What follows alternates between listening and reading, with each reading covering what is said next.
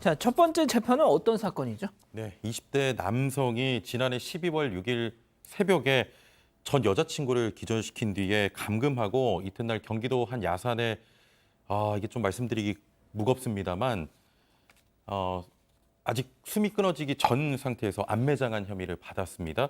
당시 연락이 되지 않는다는 피해자의 가족의 실종 신고를 접수한 경찰은 그 피해자 아파트 CCTV를 확인한 결과 추적을 했고요. 자택에 숨어 있는 이 남성을 이틀 만에 체포했습니다. 자, 송 기자도 이제 그 경찰 기자를 오래 했으니까 네.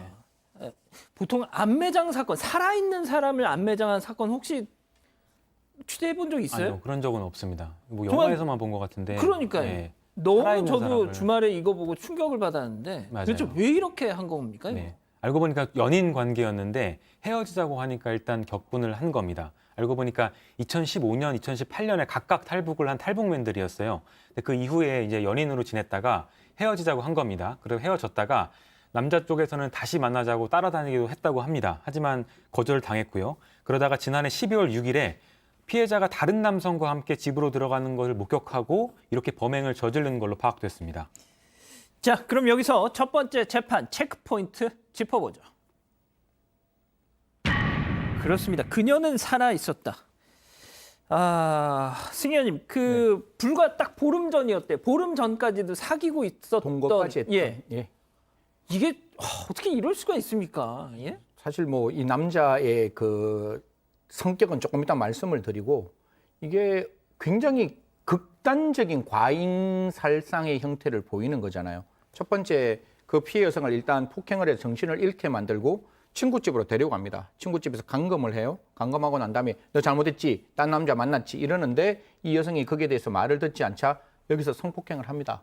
성폭행을 하고 난 다음에 목을 조르고 다시금 친구에게 과연 그러면 이 여성에 대해서 어떻게 할 것인지에 대해서 논의를 하고 어느 곳에 어떻게 할지 뭐 안매장이라는 단어를 그냥 쓰겠습니다. 그냥 안매장을 하는 장소까지 물색을 하고 난 다음에 지금 우리가 이야기하고 있는 그 상황이 발생했는 거죠. 살아있는 상태에서 피해자를 사망에 이르게 하는 행동을 합니다. 제가 오늘 방송 들어오기 전에 예전에 무슨 안매장 사건이 있었나 하는 제가 막 몇십 분을 찾아봤는데 3년 전인가 4년 전에 딱 하나 있긴 있더라고요. 그때는 10년지기 친구를 안매장해서 살해한 사건이 있었는데 그때는 그래도 수면제를 먹여서 정신을 잃게 한 다음에 이렇게 했습니다. 뭐 그렇다고 해서 달라질 건 없지만 근데 이거는 감금, 폭행, 성폭행 정말 사람을 극단의 상황까지 몰고 간 다음에 또 그걸 또 안매장 저는 처음이에요, 이런 거는. 왜 살아있는 상태에서 안매장을 했을까요, 이 남성이?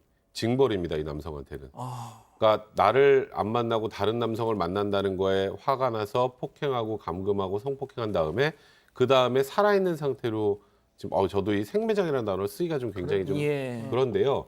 이 남성의 아까 조금 전에 승현님 말씀하셨던 것처럼 극단적인 잔인한 그 마음을 이 모든 범행 과정에서 다 단적으로 보여주는 거고요. 그러니까 우리 일반인의 생각으로는 이해하기 도저히 힘든 것인데 이 남성이 그러니까 말 그대로 살아있는 상태에서 이 여성을 묻었다라는 건 말씀드렸던 것처럼 증오심, 복수심을 넘어서 이에 대해서 본인에게 잘못한 거에 대한 징벌적 행동으로 이런 정말 끔찍한 범행을 저질렀다 이렇게 분석해야 될 것 같습니다.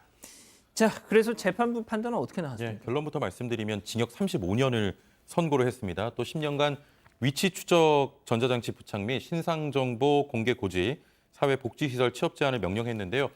재판부는 이렇게 판단을 했습니다. 헤어진 여자친구를 때려 기절시켜서 감금하고 성범죄를 저지른 뒤 살아있는 피해자를 땅에 묻어서 살해했다. 고귀한 생명을 빼앗았다.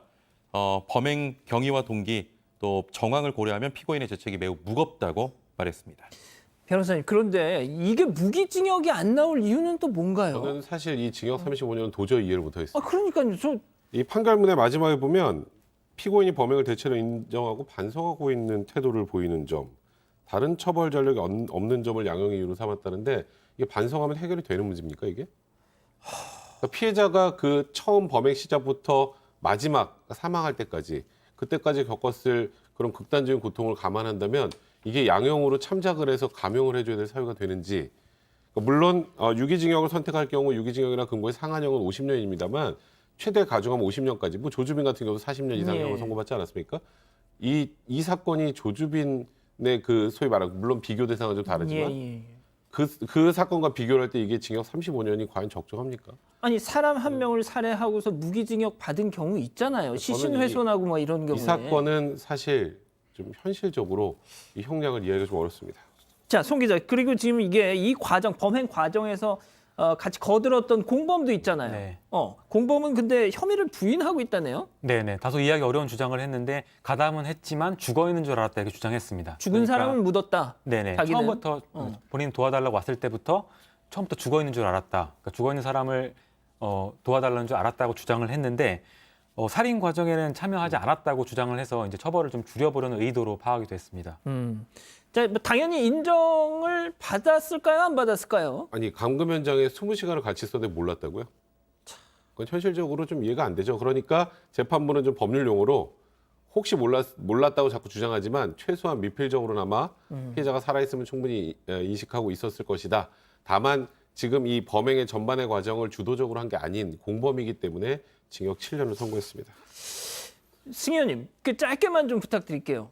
이 35년 이게 공감 가십니까 이거? 뭐 승희 의원님 뭐 법조인은 아니시지만 뭐 기본적으로 양형 판단을 하는 거는 뭐 법원의 판단이지만 지금 살아있는 분명히 법원도 그런 이야기를 하는데 살아있는 사람이 그 과정에서 느꼈을 그 극단적인 공포와 그 아픔을 생각한다면 과연 이 20대 35년 풀로 살고 나오도 55세 정도밖에 되지 않는데 아마 또 35년 후에 저희가 이런 프로에서 다시 이 사람에 대해서 이야기하지 않을까 그런 생각을 하게 되네요.